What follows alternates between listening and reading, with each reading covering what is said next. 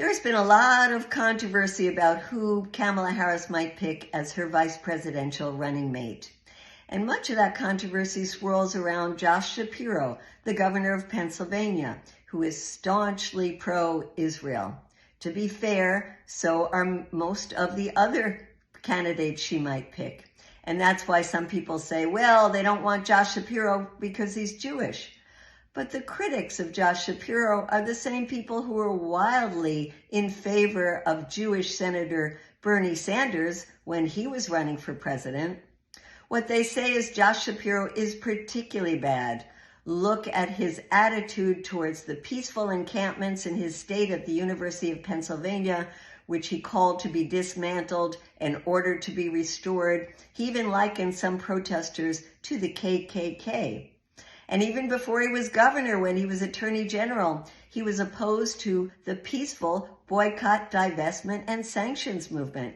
He even went after the ice cream company, Ben & Jerry's, for discriminatory policies because they had decided not to keep selling their ice cream in the illegal settlements in the West Bank.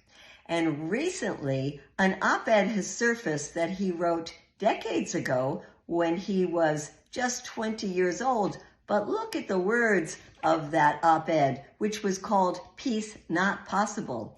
He said, Palestinians will not coexist peacefully. They do not have the capabilities to establish their own homeland and make it successful, even with the aid of Israel and the United States. They are too battle-minded to be able to establish a peaceful homeland of their own. Of course, Josh Shapiro has said, well, I've changed over the years. I support a two-state solution.